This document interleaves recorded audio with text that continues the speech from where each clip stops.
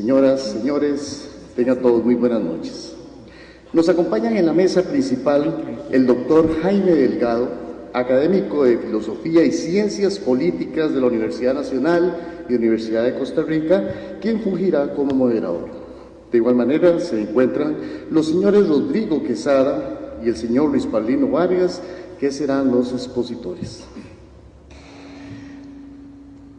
Un agradecimiento profundo a los que me invitaron a esta importante, interesante y valiosa actividad que me escogieran para presentar estas dos valiosas obras.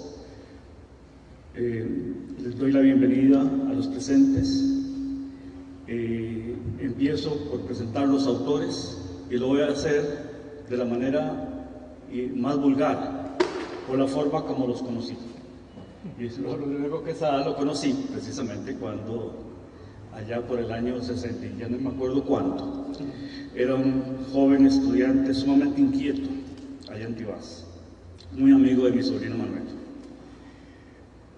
Rodrigo Quesada nació en Colima, Tibás, 24 de noviembre de 1952, es historiador de profesión. Ha trabajado como profesor de historia en la universidad, en la Escuela de Historia, Universidad Nacional. Ha publicado varios, incluso muchos libros, sobre la temática de su especialidad e innumerables artículos en revistas y periódicos. Obtuvo el Premio Nacional de Historia por la Academia de Geografía e Historia de Costa Rica en 1998.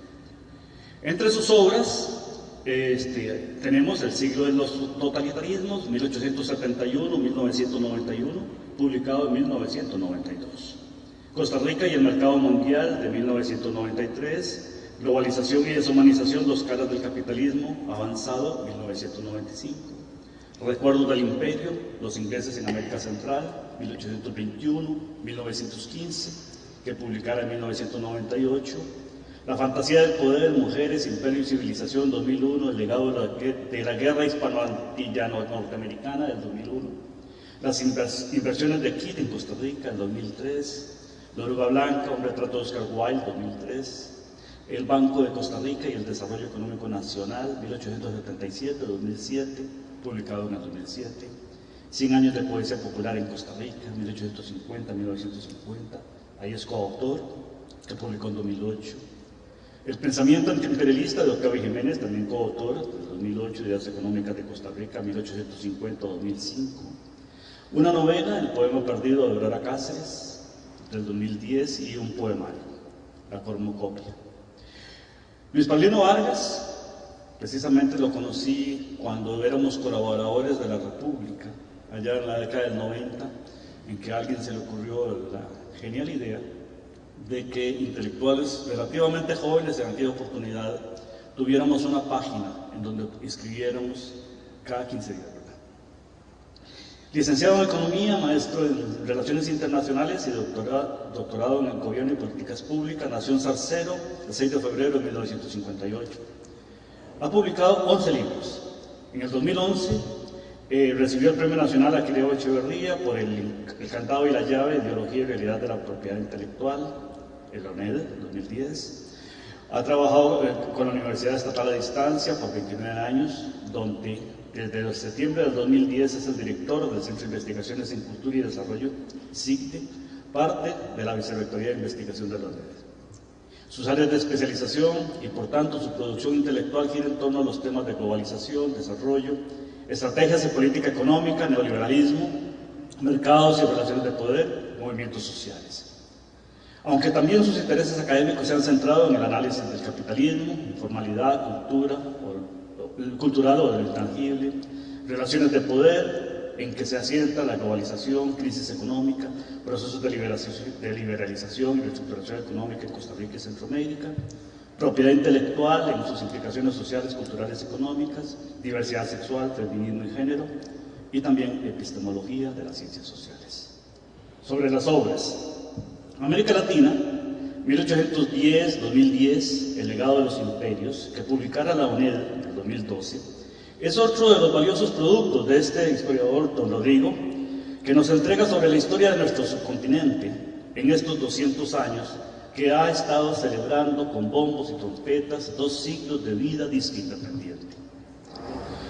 A raíz de la imposición del sistema capitalista tutelado por el imperialismo norteamericano, nos invita a esta tarea prioritaria y urgente, ahí cito, de estudiar, conocer, comprender y divulgar una historia en la cual el eje vertebral de todo nuestro conocimiento y desarrollo ha tenido que ver con las distintas formas que nos hemos visto obligados a imaginar, para sortear los afanes y la voracidad de los imperios sobre nuestras riquezas materiales, humanas y culturales. Las citas de la página 13. Es una historia regional donde su principal soporte y actor es el imperialismo. Cito, un hecho histórico incontrovertible que nos corresponde a los historiadores tratarlo con la mayor rigurosidad posible, a pesar de la pasión que pueda despertar en algunos momentos. Ello implica seriedad en las fuentes, en las bibliografías utilizadas, en los análisis y en los aparatos teóricos, conceptuales y metodológicos elaborados. Si bien no es únicamente un tema de carácter político, aunque ciertamente la mayor parte del tiempo su estudio nos conduce hacia ahí, hacia la política, lo cierto es que al relacionarlo con el imperialismo como fenómeno histórico y cotidiano, adquiere otra textura, otra dimensión más próxima a nuestras carencias y vivencias diarias. La cita es de la página 15, romana. La otra obra es Miradas plurales alrededor de la crisis económica mundial, que publicara la UNED en el 2011. En esta Luis Paulino es autor de la introducción y el primer capítulo, llamado Los alcances de la crisis, y es su editor responsable. Contiene una serie de ensayos organizados en capítulos escritos por un conjunto de destacados investigadores del ámbito académico nacional.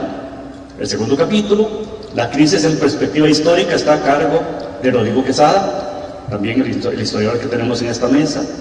El que sigue, Las facetas éticas y humanas de la crisis, tiene 2 trabajos, uno a cargo de María Flores Estrada Pimentel y el otro de Pedro J. Ramírez Acosta.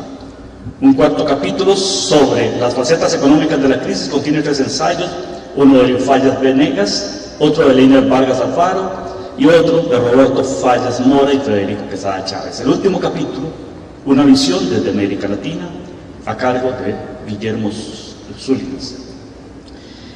Este es un libro, nos dice Luis Paulino, que surge, ahí lo cito, fundamentalmente con la intención de discutir y analizar sobre una base amplia y pluralista la crisis en su expresión económica, en particular esta crisis de reciente manifestación que se incubó en el sector inmobiliario. Se visualizó a través de las locuras especulativas que los sistemas financieros globalmente integrados pusieron en marcha y se generalizó después como un proceso de recesión económica que trajo consigo desempleo y empobrecimiento. La cita es de la página 17 en romano. Y se ubica dentro de un debate que trasciende las fronteras nacionales en torno al tema, a los temas que entreteje la crisis, sus manifestaciones económicas, con las sociales, éticas y políticas, naturalmente con las manifestaciones ambientales.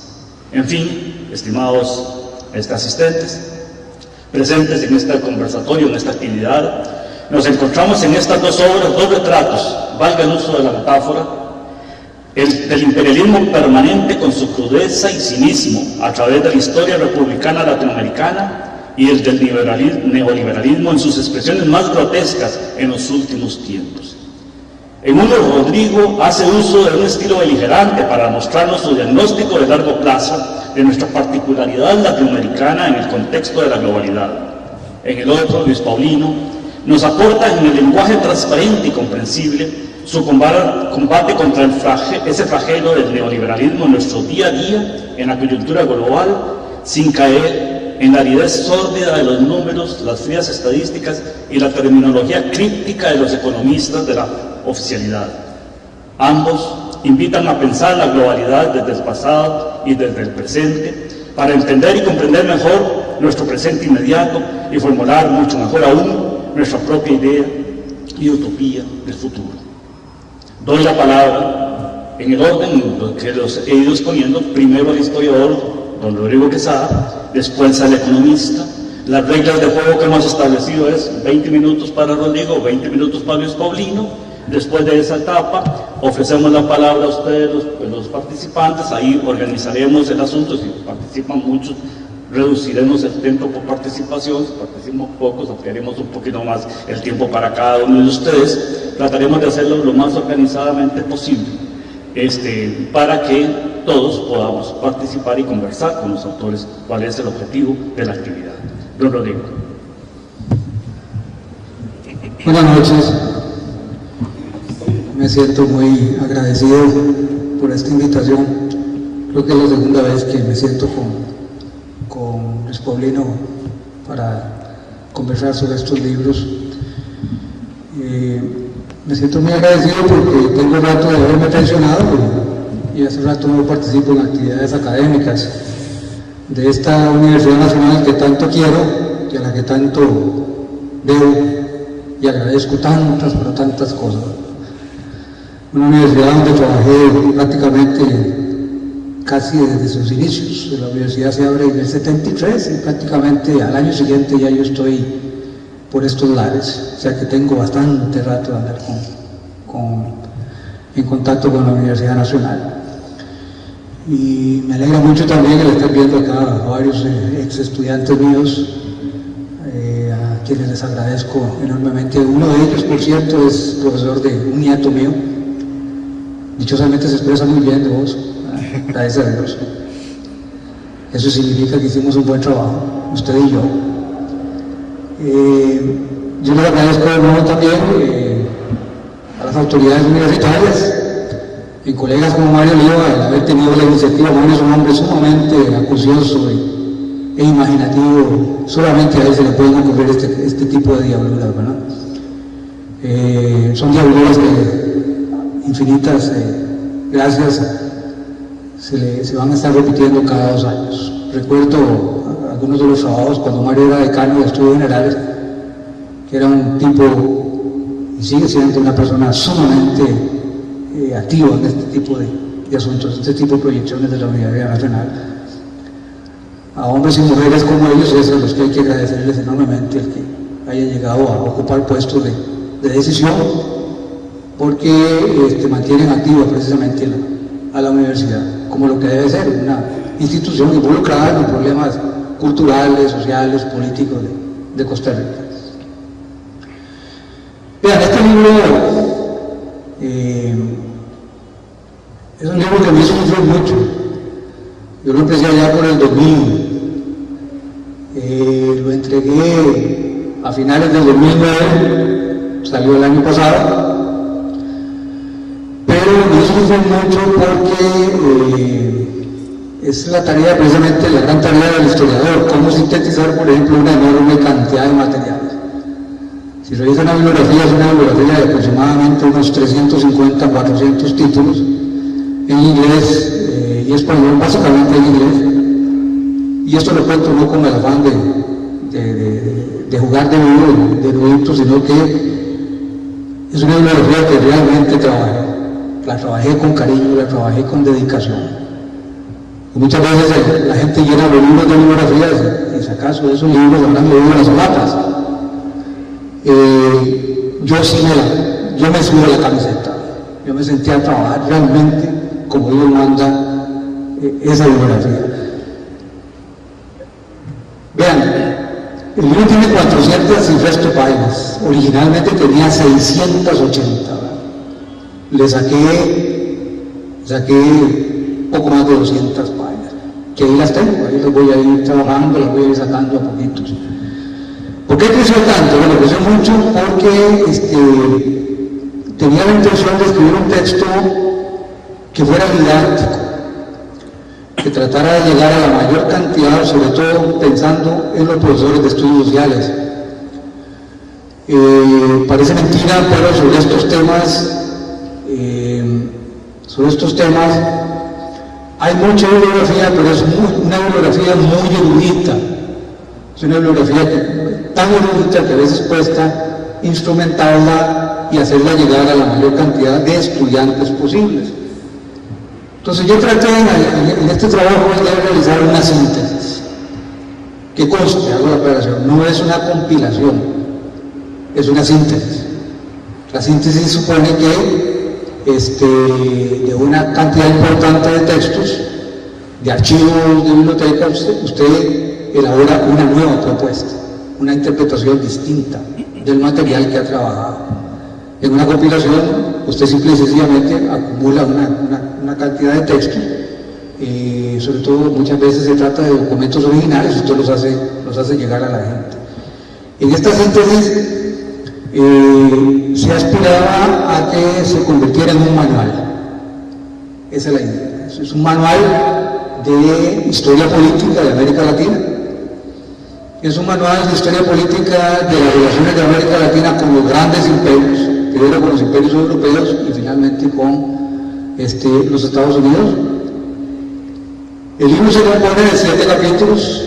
Hay un primer capítulo que es un capítulo, digámoslo así, introductor de economía política, que revisa, en alguna forma,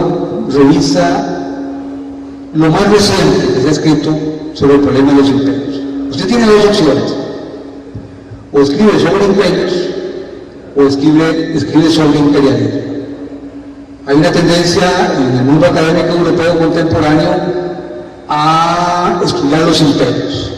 Entonces usted ve, por ejemplo, hay toda una tendencia neoimperial dentro de la historiografía a volver a estudiar los imperios, a estudiar el imperio francés, a volver a estudiar el imperio inglés. Por ejemplo, hay historiadores ingleses en estos momentos, se me viene a la cabeza, por ejemplo, el extraordinario trabajo que ha venido realizando John Darwin, que ya ha escrito cerca de 4 o 5 libros sobre el Imperio Británico, que es toda una revisión sobre el Imperio Británico, cómo volver a estudiarlo a raíz de los nuevos enfoques, de los nuevos documentos, etcétera, etcétera. Entonces tenía la intención precisamente de hacer llegar al lector medianamente educado, medianamente sensibilizado políticamente, ¿verdad? ¿Cuál es la opción que tiene uno? Bueno, ¿vamos a estudiar únicamente desde la perspectiva académica los imperios o vamos a estudiar el momento en que un imperio se convierte en imperialismo? Ese paso, cuando un imperio se convierte en práctica imperialista, ese paso cuesta mucho explicarlo desde la perspectiva meramente historiográfica. Usted lo puede explicar desde la perspectiva teórica, porque hay una gran cantidad de materiales para estudiar ese paso. Pero para poder ejemplificarlo, cuesta bastante ese asunto. Ese es uno de los temas que me hizo sufrir, que me hizo sudar la gota gorda, ¿verdad? En el primer capítulo ustedes van a encontrar una revisión teórica de todos esos debates, por dónde van esos debates, por qué sigue, por ejemplo, a pesar de los prejuicios y de la irritación que produce el nombre de Lenin, por ejemplo, el lenguaje académico y político ha cambiado mucho. Ahora hablar de imperialismo para alguna gente es un poco irritante, a alguna gente le incomoda hablar de imperialismo, le suena raro. Hablar de revolución no se diga, eso es simple y sencillamente un insulto. ¿De qué está hablando? Tiene que estar loco, usted se está hablando de revolución, ¿verdad? Y vengo a hablar de proletariado, voy a hablar de internacionalismo proletario. Este tipo huele a Salem, ¿verdad? Hay que ver de qué manera lo freímos. Yo en alguna forma trato de llamar la atención del lector costarricense, del lector centroamericano, los debates que hay en estos momentos en países como Inglaterra, por ejemplo, en países como Estados Unidos, en Chile, en Argentina, en México, por ejemplo, debates donde se está recuperando toda esta cuestión, ¿verdad? Aquí en Costa Rica muchos se apuraron a sepultar esa cuestión rápidamente. En otros países más bien los debates están vigentes y se están trayendo de nuevo temas que se consideraban periclitados, ¿verdad? Entonces, en alguna medida, por ejemplo, yo trato de recuperar, por ejemplo, el significado teórico de un librito como el imperialismo falso superior del capitalismo, que sigue teniendo una gran vigencia. Uno puede perfectamente optar por utilizar ese libro de Lenin sin que necesariamente tenga que aceptar todo el enfoque leninista.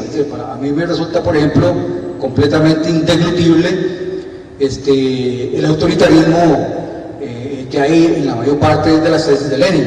Pero, sin embargo, el texto sobre el imperialismo es un texto clave porque es una síntesis maravillosa, por ejemplo, de toda la Belle Époque en el caso europeo. Es decir, Lenin en ese librito, publicado allá por 1916, es un librito chiquitito, en el que recoge, por ejemplo, todos los debates que se suscitan entre 1880 y la Primera Guerra Mundial. Esa síntesis hay que agradecérsela enormemente porque sigue teniendo, aún en el presente, una gran vigencia.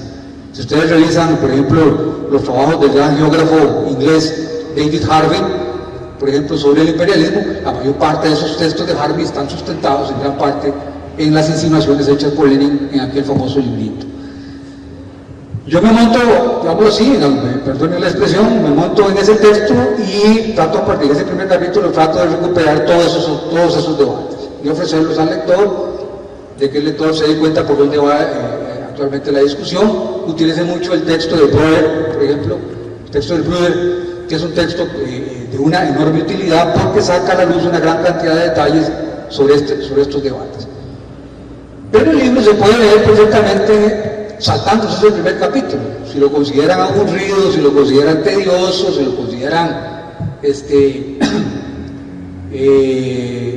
difícil, digámoslo así, una lectura engorrosa, lo pueden dejar de lado.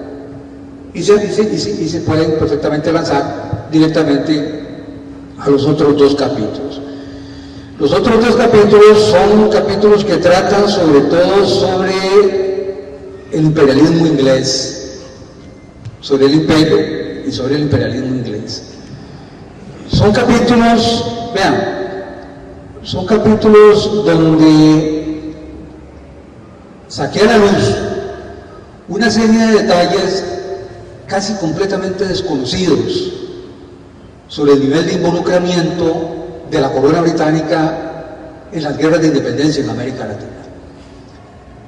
Hay historiadores latinoamericanistas ingleses de una gran eminencia, como John Lynch, por ejemplo, que ha sacado a la luz una gran cantidad de cosas relacionadas con el aspecto militar, con el aspecto económico, con el aspecto político de las guerras de independencia.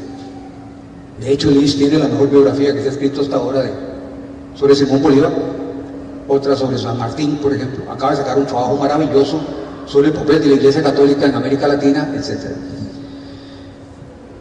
Pero los aspectos, digamos, más cotidianos, el teje y maneje cotidiano del nivel de involucramiento del reinado de Victoria, por ejemplo, en los resultados de las guerras de independencia. Acuérdense que Victoria llega al poder en 1837, ella nace en 1819 y llega al poder en 1837 y va a estar con nosotros aproximadamente hasta 1901. Es uno de los reinados más largos, no solamente de Gran Bretaña, sino de la historia, ¿verdad? Ella se va a hacer acompañar por una serie de ministros, una serie de políticos realmente extraordinarios. Hay unos políticos en el reinado de Victoria que fueron hombres que jugaron el papel de primeros ministros, que son figuras realmente extraordinarias. Estamos hablando de hombres de una gran visión, sabían lo que se venía con las guerras de independencia de América Latina y con lo que podría ser eventualmente, el papel que podría jugar eventualmente América Latina en el diseño de los futuros imperios. Yo rescato ahí algunas figuras de esas. Rescato a Disraeli, rescato al vizconde de Castlereagh, hablo mucho de Palmerston, hablo mucho de Gladstone, que son figuras, algunos de ellos van a terminar suicidándose a raíz de una serie de cuestiones que se suscitan dentro del reinado de Victoria. Yo pongo énfasis fundamentalmente en el reinado de Victoria, pero eso no significa que no me refiera, por ejemplo, a lo que va a suceder en Alemania. No se les olvide que Alemania tiene un imperio que va a durar muy poco tiempo, ahora si acaso 30, 35 años. El colonialismo alemán es uno de los colonialismos de más corta duración, pero es uno de los más crueles que hay. Si el nivel de crueldad, por eso es que algunos historiadores contemporáneos hablan de los orígenes coloniales del nazismo, por ejemplo. ¿Verdad? Que eso yo pienso en estos momentos con un historiador como Sebastian Conrad, por ejemplo, o como Jürgen Osterhammer, que han escrito los trabajos más extraordinarios sobre el papel jugado por los orígenes ideológicos del nazismo en el colonialismo alemán. Yo recupero en alguna medida esta cuestión muy colateralmente, recupero también el imperialismo francés, el imperialismo belga, en esos dos capítulos. Y lo llamo a esto el imperialismo histórico, ¿verdad? ¿Por qué? Bueno, no tanto para darle a entender que cuando hablamos de imperialismo histórico eso significa que se quedaron en el pasado y se acabó. No hay que perder de vista que, por ejemplo, en el caso de Inglaterra le prepara el terreno a la llegada de lo que va a ser posteriormente el imperio norteamericano en América Central y el Caribe. Viene un capítulo teórico entonces, el primero, vienen dos capítulos dedicados al imperialismo europeo y los otros capítulos, el restante del texto, son capítulos dedicados a lo que llamo imperialismo permanente, que son los que se concentran en el tratamiento del imperio norteamericano, las relaciones entre América Latina y los Estados Unidos, que se inician, digámoslo así, de manera como están vigentes hasta el presente, a partir de 1898. Ahí vamos a ir caso por caso, dentro de un momento al entrar a la conversación si es necesario, pero yo los invito a que consigan el texto, porque si algunos de ustedes trabajan en secundaria, el texto les va a servir de mucho, ¿verdad? Muchas gracias. Muchas gracias.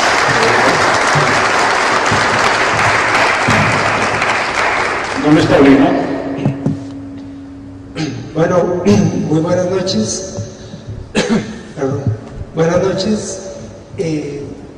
Primero que nada, agradecerle a la Universidad Nacional, a la editorial de la Universidad de Santa Distancia, que creo que son quienes están detrás de la invitación para que yo esté presente y sentado acá en esta mesa, a Mario Oliva, que estoy enterándome ahorita que tiene mucho que ver en esto, y pues muy agradecido a Mario, que es un viejo amigo de muchos años atrás, a quien aprecio y admiro muchísimo, y decir que me siento muy honrado de compartir en esta mesa con Jaime y con Rodrigo.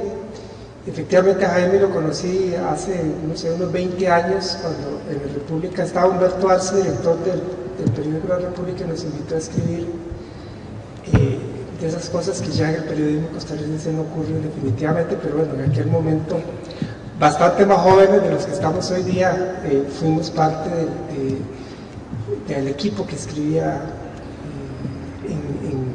Recuerdo que por ejemplo estaba Yadira Calvo, que ahora acaba de recibir el premio Magón. Yadira era parte de ese grupo que Humberto invitó a escribir en la República. Y en el caso de Rodrigo, pues en estos últimos años he tenido la ocasión de estrechar amistad con Rodrigo, lo cual para mí ha sido muy grato, y es una persona por quien siento un profundo respeto y una enorme admiración por todo su trabajo intelectual.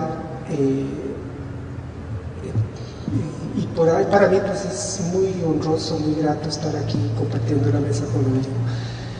Yo quiero, antes que referirme al libro, yo quisiera como hacer una especie de recuento de algunas cosas que he trabajado a lo largo de mi vida académica, particularmente, digamos, en los últimos, no sé, unos 8 años, 7, 8 años para acá aproximadamente. Porque antes de eso, el trabajo que yo realizaba estuvo muy concentrado en temas económicos nacionales. Me concentraba en tratar de estudiar los famosos PAE, los programas de ajuste estructural, las políticas de liberalización económica y apertura de la economía que los gobiernos de Costa Rica seguían. Y eso es algo que empecé a hacerlo incluso mucho más joven. Yo desde los 80 ya empezaba a escribir sobre ese tipo de temas, y así fue por un tiempo bastante prolongado, hasta que en cierto momento, ya en el siglo XXI, empezado el siglo XXI, decidí que quería atreverme a escribir sobre algún otro tipo de asuntos que no fueran estrictamente nacionales, y comencé a interesarme en esa cosa que se llama, que usualmente llaman la globalización de la economía, la globalización económica mundial. Empecé a interesarme porque escuchaba cosas que me resultaban molestas, que me dejaban un poco incómodo. Era inicios del siglo XXI, veníamos de la efervescencia ideológica de los años 90, cuando el discurso de la globalización se había vuelto un discurso omnipresente y abrumador, que hablaba de una globalización presentada como un proceso irrefrenable, un proceso al que nadie podía resistirse, un proceso al que todo el mundo debía subordinarse, y quien no lo hiciera pues iba a quedar aplastado, iba a quedar atrás. Era muy frecuente que se usara la metáfora del tren de la historia, del tren de la globalización, perdón, muy bien, el tren de la globalización, para decir que los países en todo el mundo y los pueblos y todas las naciones no les queda de otra sino subirse al tren de la globalización, o bien quedar botados, quedar fuera de ese tren, lo cual significaba vivir en el pasado, en la pobreza, en la miseria, en el atraso, porque se supone, nunca se aclaraba exactamente hacia dónde conducía el tren de la globalización, pero se entendía como que conducía hacia un futuro glorioso de riqueza, de abundancia, de felicidad, etc. Eso me molestaba mucho, me molestaba esa apología que me parecía crítica, engañosa, ideológica en el más restringido sentido del término. Me molestaba esa apología expresada de esa manera, y sobre todo me molestaba muchísimo la imposición, el discurso impositivo que decía que o usted se subordina o le va a ir feo, le va a ir muy mal. Yo en general me resisto a todas las formas de imposición, soy una especie de, bueno, no sé cómo decirlo, de malamansado de nacimiento, ¿verdad? Nunca logro amoldarme a ningún discurso imperativo, a ninguna forma de autoridad. Tiendo a querer soltarme de ese tipo de amarras, y en este caso en particular se me manifestó también esa tendencia. Entonces yo pensé, quiero trabajar el tema de la globalización, voy a atreverme a abordar un tema que no es nacional, que más bien atiende a evoluciones de la economía mundial, y comencé a trabajar el tema.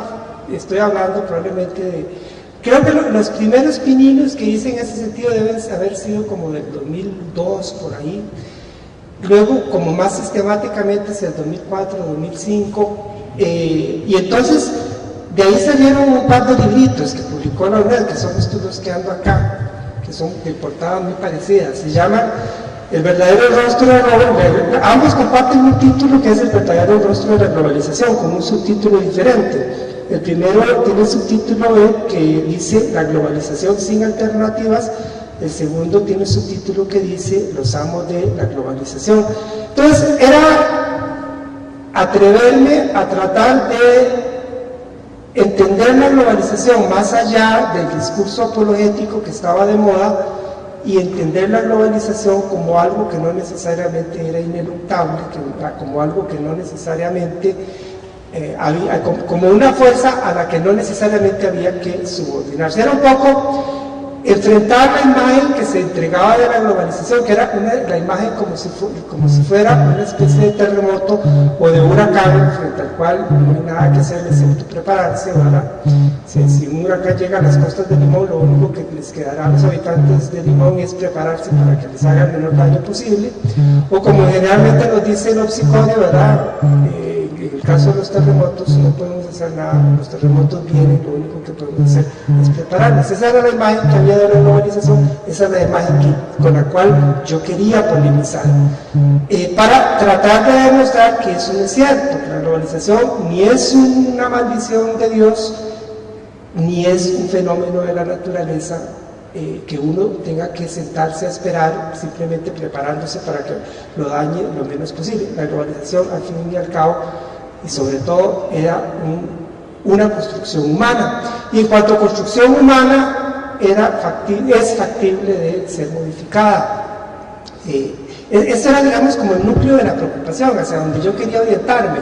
Quería tratar de ver cómo podía entender yo mismo y expresarlo que la globalización era eso, una construcción humana, a fin de cuentas. Y entonces estos dos libros están orientados en ese sentido. Es abundar, profundizar en el debate, tratando de desmontar la falsedad ideológica que quería presentar la globalización como si fuera una maldición bíblica frente a la cual nada se puede hacer, de descubrir, desnudar, poner en evidencia que era una construcción humana, que había detrás de eso intereses, había relaciones de poder, había visiones ideológicas, había proyectos políticos, y cada una de estas cosas eran productos de seres humanos, no productos de una divinidad ni resultados de la naturaleza, ¿verdad? Entonces esa era como la discusión que quería abordar, que quise abordar en esos libros, eso, más tratar de mostrar que la globalización no mostraba ser en sus productos reales, en sus concreciones efectivas, no mostraba ser la maravilla que se decía que debía ser, no era esa cosa gloriosa, exultante, llena de abundancia, de felicidad para todo el mundo, como venía siendo presentada, que en cambio era un proceso cruzado de grandes asimetrías, de grandes contradicciones, de grandes desbalances, que comportaba también enormes riesgos. Entonces, esos dos libros, como les digo, están como orientados en ese sentido, y bueno, ahí están. Esos dos libros salieron, yo creo que fue en el 2008, me parece que los publicó la editorial de la UNED. Sí, efectivamente en el 2008 salieron, y fueron trabajos que se realizaron ahí como por el 2004, 2005, 2006, más o menos. Luego, bueno, en ese tiempo estaba también toda la efervescencia alrededor del debate del Tratado de Libre Comercio, el TLC con Estados Unidos. Yo produje un par de libritos que por ahí quedaron, que salen más o menos en esa misma etapa, entre 2005, 2006, 2007, salen un par de libros relacionados con el TLC.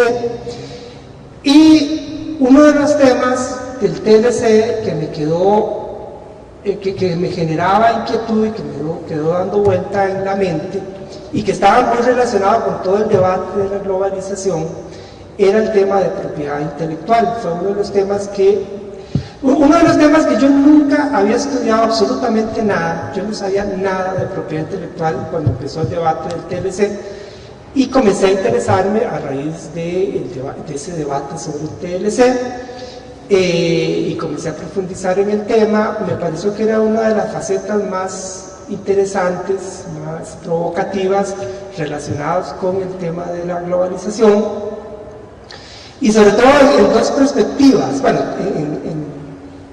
sí, creo que básicamente en dos perspectivas. Vamos a ver si me salen tres.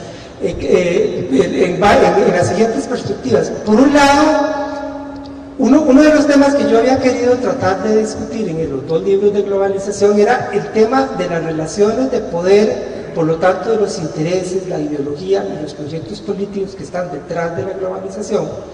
Y en el caso de la propiedad intelectual me pareció que ahí había una beta interesante para profundizar este tema de las relaciones de poder, en una cuestión como más específica, como más aterrizada, como más concreta, ¿verdad? Eso por un lado. Y por otro lado, porque la propiedad intelectual surge en relación con las evoluciones más recientes, los procesos de reestructuración más recientes que experimenta el capitalismo. Particularmente ese nuevo capitalismo que surge en los últimos decenios, que es el capitalismo que alguna gente llama de los intangibles de la mente, o del capitalismo cultural, o el capitalismo de lo invisible, ¿verdad?, de lo no tangible, que es el capitalismo que se ve en un montón de producciones de nuevas formas de mercancía que no son mercancías tangibles, no son los automóviles, los televisores y las lavadoras de otros tiempos, es el software que no es tangible, usted no lo puede ver al software, es la música, es los productos de la cinematografía, etcétera. Es un montón de productos que se vuelven intangibles, porque incluso aquí, por ejemplo, Jaime está con un Kindle ahí, y entonces ahí anda un montón de libros, y entonces ya son libros que se vuelven intangibles, incluso ya no son libros que uno puede agarrar en la mano como agarra estos libros, sino que están ahí y que Jaime puede leerlos en su Kindle, y ahí puedo andar 1000 libros y nadie se imaginaría que andan 1000 libros, ¿verdad? 1000 libros de este tipo uno no lo podría andar por la calle, ciertamente. Bueno, la propiedad intelectual tiene que ver con eso, con esas nuevas evoluciones del capitalismo, y refleja intereses, refleja relaciones de poder, los concreta de una manera muy visible. Son las relaciones de poder y los intereses vinculados con ese nuevo capitalismo, el capitalismo desmaterializado, el capitalismo cultural o el capitalismo de los intangibles de la mente, ¿verdad? Entonces eso fue lo que me interesó estudiar, y es este librito que se llama El candado y la llave, ideología y realidad de la propiedad intelectual. Este fue el libro por el cual me dieron el Quireo Echeverría en el 2010. Bueno, esos son como antecedentes que yo quiero mencionar, y yo no sé si cómo estaré con mi tiempo. Todavía te queda un poquito tiempo. Ok, porque es un poco, me dirán ustedes que es un gesto medio vanidoso de mi parte, y yo lo voy a reconocer y pido disculpas por ello, pero digamos, yo creo que yo he hecho un trabajo intelectual de investigación en el campo económico que creo que ningún otro economista en Costa Rica ha hecho, y aún a veces como que le queda un sinsabor de que como que el ambiente intelectual de Costa Rica no registra eso. Digamos, mis colegas economistas difícilmente me citan a mí en sus trabajos, porque en general yo soy un economista completamente heterodoxo, estoy completamente fuera de las corrientes dominantes del mainstream, digamos, de los economistas costarricenses. Entonces yo no espero que la gente de la Academia Centroamericana, Eduardo Lizardo, Luis Mesalle, ni ninguno de estos me cite. Los que me citan usualmente, ya lo he comprobado sobradamente, son sociólogos principalmente. Básicamente son investigadores de la sociología, a veces algún antropólogo por ahí me cita, pero es básicamente gente de esta área los que citan mis trabajos. Pero también me he dado cuenta que citan mis trabajos como de una manera desconectada, como que no... Todavía estoy con la gana de que alguien en Costa Rica se dé cuenta que yo he hecho como un esfuerzo investigativo que tiene cierta continuidad en el tiempo, tiene cierto hilo conductor, ¿verdad? Entonces, un poco resentido con, digámoslo así, con el ambiente intelectual en que uno se mueve aquí en Costa Rica, pues yo quería aprovechar esta charla, ya que se me está dando la oportunidad de hablar de uno de mis libros, y debo decir que es una oportunidad excepcional, muy rara, pues no recuerdo que me hayan dado en otra ocasión una oportunidad de ese tipo. Entonces quise sacar a relucir eso, porque este último libro, que fue el que me pidieron, don Omar me llamó para decirme que lo hubiera hablado, el de la... ¿Ya se me acabó el tiempo? No, es que no. El viento me lo botó. Ah, bueno, este libro de las miradas plurales sobre la crisis, alrededor de la crisis económica mundial, que es un libro del cual soy editor y coautor, o sea, yo escribo la introducción, escribo el primer capítulo, que es como el más grande, y luego hay contribuciones de varios autores a quienes yo contacté y coordiné, y bueno, yo coordiné la obra en general. Rodrigo es autor de uno de los ensayos del artículo, y Federico, que está por ahí sentado, Federico, que es hijo de Rodrigo, es coautor de uno de los artículos. Federico es colega economista, él también participa en este libro. Este libro, digamos, me dio a mí en lo personal la oportunidad de reflexionar un poquito en profundidad sobre una manifestación que la globalización, que la reestructuración capitalista asume en los últimos, en el periodo posterior al 2007, porque la crisis empieza a manifestarse en 2007, me permite eso, profundizar en esa faceta particular, la faceta de la crisis, ¿verdad? De un capitalismo financiarizado, un capitalismo bajo predominio del capital financiero, bajo predominio de grandes masas de capital financiero que se mueven a escala mundial, un capitalismo donde las economías nacionales, tal como históricamente las habemos conocido, esas economías nacionales efectivamente enfrentan procesos de desestructuración profundos, y esos procesos de desestructuración, digamos, de pérdida de coherencia de los aparatos productivos nacionales, eso con la crisis se hace manifiesto, se evidencia con gran claridad, como se evidencia que los sistemas políticos nacionales se han debilitado frente a los procesos de transnacionalización y globalización de los capitales, y que se han debilitado especialmente frente al poder, al nuevo poder poder inédito que adquieren los capitales financieros que se mueven libremente y en cuestión de segundos alrededor de todo el planeta, que de alguna manera incluso las entidades multilaterales o internacionales como el Fondo Monetario Internacional, el Banco Mundial o la OMS o la Organización Mundial del Comercio son claramente entidades diseñadas a la medida de los intereses de esos capitales desnacionalizados, de esos capitales itinerantes, digamos. La crisis hace manifiesto eso, la crisis es una oportunidad para profundizar en eso. Lo que yo trabajé en este libro básicamente tiene esa pretensión, pero el libro tiene pretensiones un poco más allá y por eso fue que se invitó a varios autores a participar. Rodrigo aporta una perspectiva histórica de las crisis. Hay otros autores que profundizan en aspectos éticos en relación con la crisis, incluso también desde una perspectiva de género se ofrece un enfoque de la crisis, desde la educación también, desde una visión latinoamericana, etc. Por eso de ahí el título, Miradas Plurales, es tratar de ver la crisis desde una pluralidad de miradas, desde distintos posicionamientos, desde distintos enfoques, desde distintas miradas. Eso es básicamente el libro. El libro, yo creo que en lo que a mí personalmente se refiere, pues se inserta en una línea de trabajo de los últimos años. Perdón por el viento. Ok, ya está listo el tiempo. Sí. Y bueno, básicamente ese era mi objetivo, como dar esa ilustración de conjunto de ese trabajo que he hecho en estos últimos años. Gracias. Muchas gracias. Realmente, ambos autores nos hacen una invitación a ver nuestra aldea local en el contexto de la aldea global. Y interactúan y se constituyen en interlocutores leales y directos con autores e intelectuales de la aldea global. Yo invito a los presentes a participar y que lo hagan desde el lugar donde están, escrito nada más con buen volumen. Le doy la palabra.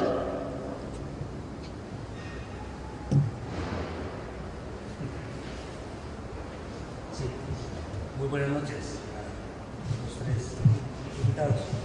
En el libro Don Rodrigo, usted afirma que las potencias imperialistas necesitan construir naciones a principios del siglo XIX y XX con la medida de expandir el capitalismo. En ese sentido, se puede justificar también que el neodesarrollismo en Venezuela haya durado por tanto tiempo bajo los intereses de los Estados Unidos y no fuera tan atacado como si no fue algunas representaciones de izquierda en el siglo XX, particularmente en Centroamérica. Muchas gracias. Bueno, muchas gracias por la pregunta. Es básicamente una reflexión. Yo quisiera que tuvieran clara una cuestión. Quien vaya a leer el texto debe asumirlo como un texto de historia global, ¿verdad? Es un texto de historia global, con todas las pretensiones y con todas las deficiencias que pueda tener un texto sobre historia global escrito desde el mero centro de Centroamérica, ¿verdad? Lo que hay que tener claro también, por otro lado, es que muchos autores dicen que la mayor parte de la historia de la humanidad es la historia de los imperios. Eso es un planteamiento bastante jodido, ¿no? Mete al lector o al investigador en una serie de problemas, porque de plano lo deja sin la posibilidad de hacer una interpretación histórica alternativa, fuera del enfoque de los imperios. Y en tercer lugar, el texto es un texto que parte de la base de que los imperios en el presente, por eso hablo de imperialismo permanente, los imperios en el presente, particularmente el imperialismo capitalista, se ha encargado de borrar todas las convenciones tradicionales sobre la geografía. Vean, hay asesores del Departamento de Estado norteamericano, incluso del actual presidente de los Estados Unidos, que son geógrafos. Una práctica que introdujo, por ejemplo, Teddy Roosevelt, el hacerse asesorar por geógrafos. ¿Por qué? Bueno, porque la historia global tiene enormes implicaciones sobre lo que es la geopolítica. Por ejemplo, una de las cosas que hacen los ingleses al momento en que meten a la India en su imperio es reformularle toda su geografía. Es decir, a la India la remapean, si cabe el término, los ingleses. Los Estados Unidos van a empezar a hacer lo mismo prácticamente con América Latina y el Caribe después de 1898. Hay todo un proceso de remapeo de la zona. Eso tiene implicaciones importantísimas en todo lo que es la estrategia política. Por ejemplo, usted me está haciendo una pregunta relacionada con el problema venezolano. Eso implicaría que nos quedemos aquí, qué sé yo, hasta la 1 de la mañana hablando sobre eso. ¿Por qué? Bueno, porque el problema venezolano es un problema bastante problemático en el sentido de que tendríamos que meternos a evaluar el problema del neopopulismo. La mayor parte de la gente tiene la creencia de que el neopopulismo es de factura autóctona, es decir, alguna gente tiene la creencia de que el populismo es básicamente un asunto que tenga que ver con América Latina, que eso es un enfoque muy aldeano. El populismo tiene 3 o 4 vertientes distintas, ¿verdad? Hay una vertiente europea, donde usted va a encontrar, qué sé yo, representantes muy conspicuos de eso, como por ejemplo Mussolini, ¿verdad? Hay un populismo norteamericano de una enorme importancia, particularmente durante la Guerra Civil de los Estados Unidos entre 1861 y 1865. Es muy difícil, por ejemplo, tratar de comprender el quehacer de un presidente como Abraham Lincoln, por ejemplo, fuera de ese contexto. Y hay un populismo latinoamericano, ¿verdad? Donde podríamos perfectamente contextualizar todo lo que tiene que ver, por ejemplo, con el populismo en Argentina, el populismo en Venezuela, en algunos trechos de la historia de Chile, etc.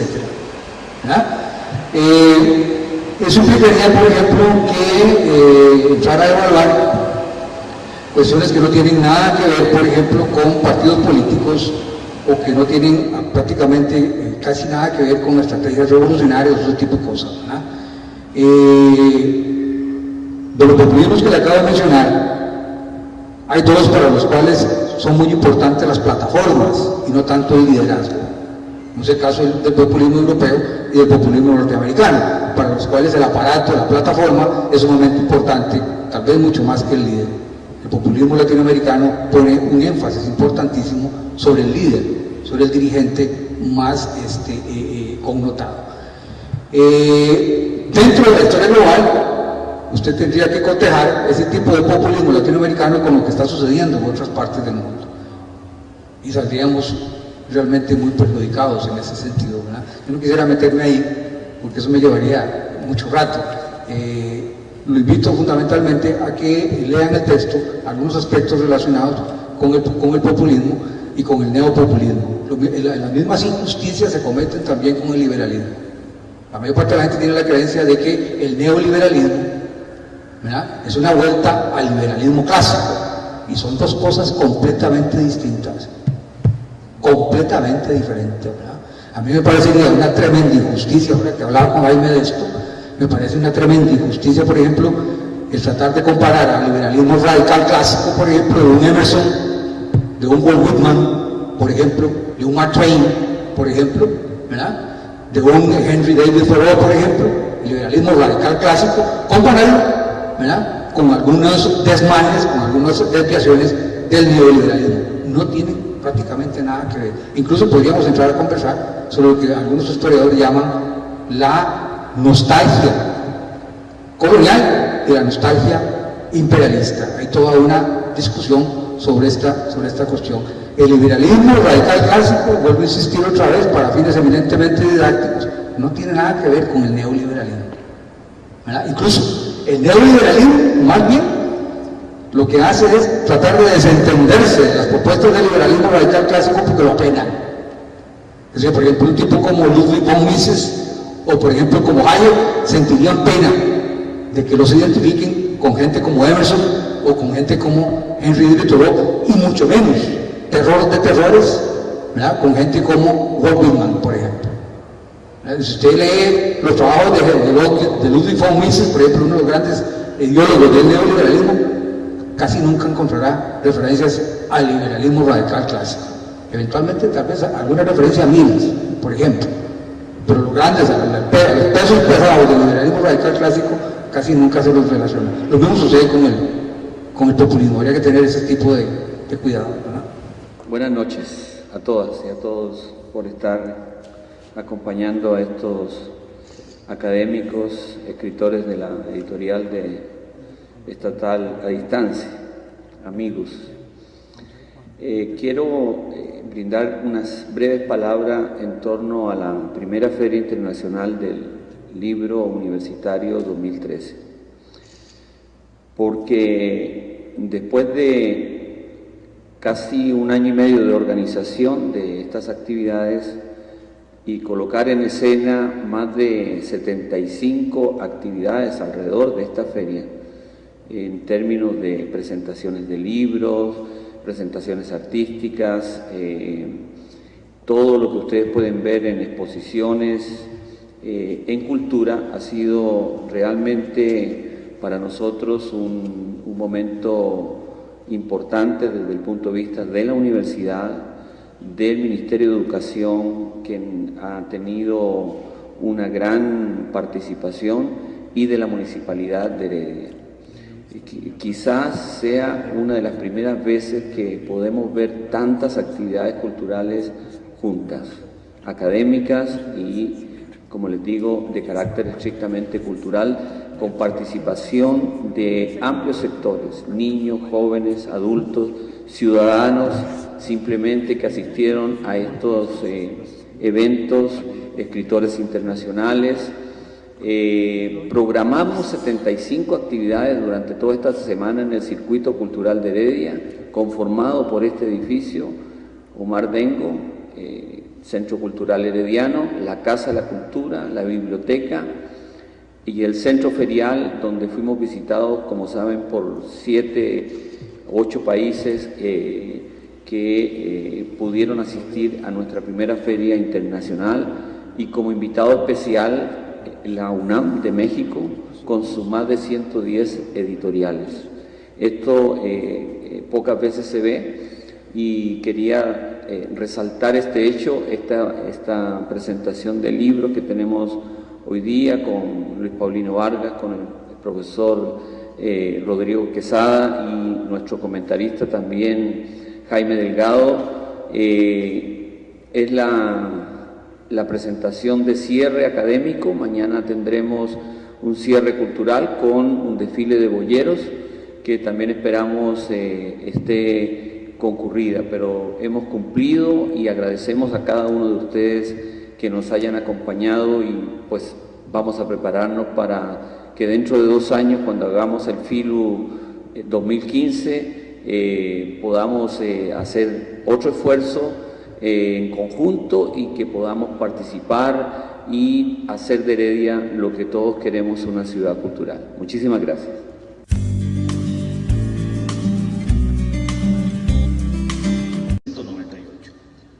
Entre sus obras tenemos El siglo de los totalitarismos, 1871-1991, publicado en 1992. Costa Rica y el mercado mundial, de 1993. Globalización y deshumanización, 2 caras del capitalismo avanzado, 1995. Recuerdos del imperio, los ingleses en América Central, 1821-1915, que publicara en 1998. La fantasía del poder, mujeres, imperio y civilización, 2001, el legado de la guerra hispano-antillano norteamericana, del 2001. Las inversiones de Kidd en Costa Rica, el 2003. La oruga blanca, un retrato de Oscar Wilde, 2003. El Banco de Costa Rica y el Desarrollo Económico Nacional, 1877-2007, publicado en el 2007. 100 años de poesía popular en Costa Rica, 1850-1950, ahí es coautor, que publicó en 2008. El pensamiento antiimperialista de Octavio Jiménez, también coautor, en 2008, Ideas Económicas de Costa Rica, 1850-2005. Una novela, El poema perdido de Aurora Cáceres, del 2010, y un poemario. la cornucopia. Luis Paulino Vargas, precisamente lo conocí cuando éramos colaboradores de la República, allá en la década del 90, en que a alguien se le ocurrió la genial idea de que intelectuales relativamente jóvenes en aquella oportunidad tuviéramos una página en donde escribiéramos cada 15 días. Licenciado en Economía, maestro en Relaciones Internacionales y doctorado en Gobierno y Políticas Públicas, nació en Zarcero el 6 de febrero de 1958. Ha publicado 11 libros. En el 2011, 4 capítulos sobre las facetas económicas de la crisis, contiene 3 ensayos, uno de Fallas Venegas, otro de Leiner Vargas Alfaro y otro de Roberto Fallas Mora y Federico Quesada Chávez. El último capítulo, una visión desde América Latina, a cargo de Guillermo Zúñiga.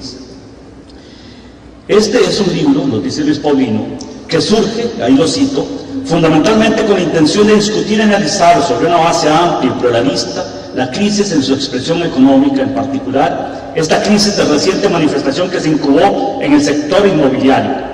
Se vigorizó a través de las locuras especulativas que los sistemas financieros globalmente integrados pusieron en marcha y se generalizó después como un proceso de recesión económica que trajo consigo desempleo y empobrecimiento. La cita es de la página 17 en romano.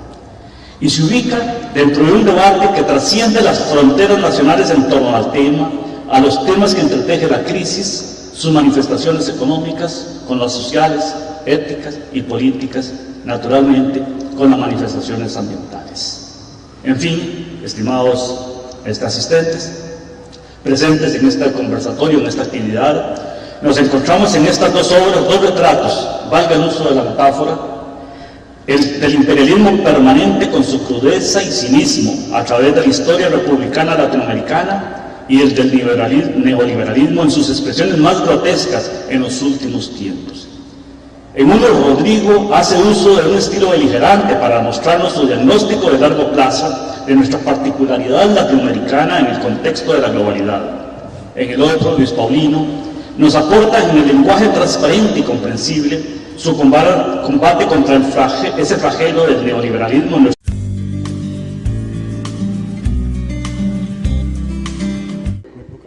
Señoras, señores, tengan todos muy buenas noches. Nos acompañan en la mesa principal el doctor Jaime Delgado, académico de Filosofía y Ciencias Políticas de la Universidad Nacional y Universidad de Costa Rica, quien fungirá como moderador. De igual manera se encuentran los señores Rodrigo Quesada y el señor Luis Paulino Vargas, que serán los expositores. Un agradecimiento profundo a los que me invitaran a esta importante, interesante y valiosa actividad que me escogieran para presentar estas dos valiosas obras. Les doy la bienvenida a los presentes. Empiezo por presentar los autores y lo voy a hacer de la manera más vulgar, por la forma como los conocí. Y Rodrigo Quesada lo conocí precisamente cuando, allá por el año 60, ya no me acuerdo cuánto, era un joven estudiante sumamente inquieto, allá en Tibás, muy amigo de mi sobrino Manuel.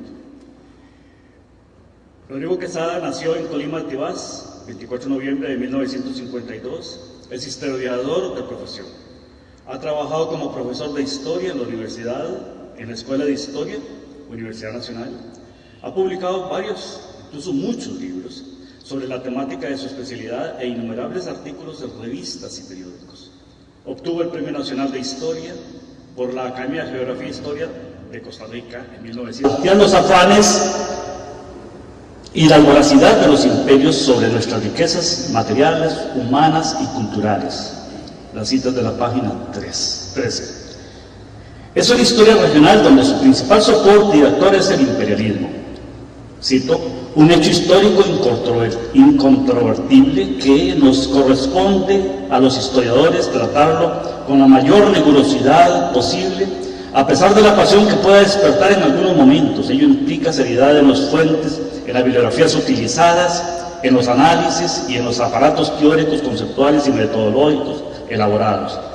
Si bien no es únicamente un tema de carácter político, aunque ciertamente la mayor parte del tiempo su estudio nos conduce hacia ahí, hacia la política, lo cierto es que al relacionarlo con el imperialismo como fenómeno histórico y cotidiano, adquiere otra textura, otra dimensión más próxima a nuestras carencias y vivencias diarias.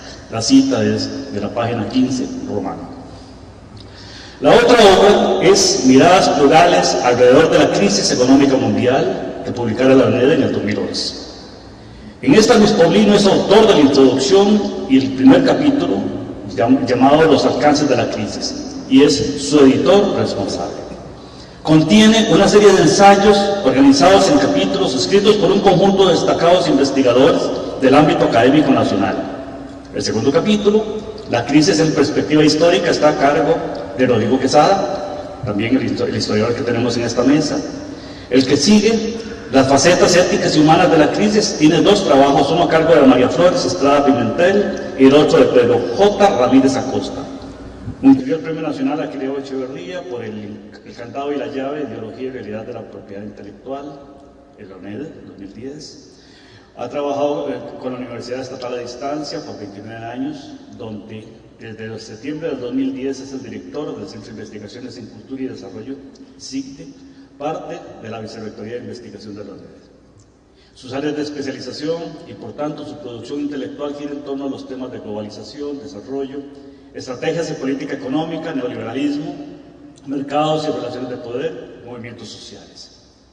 Aunque también sus intereses académicos se han centrado en el análisis del capitalismo, informalidad, cultural o del tangible, relaciones de poder, en que se asienta la globalización, crisis económica, procesos de liberalización y reestructuración económica en Costa Rica y Centroamérica, propiedad intelectual en sus implicaciones sociales, culturales y económicas, diversidad sexual, feminismo y género, y también epistemología de las ciencias sociales. Sobre las obras.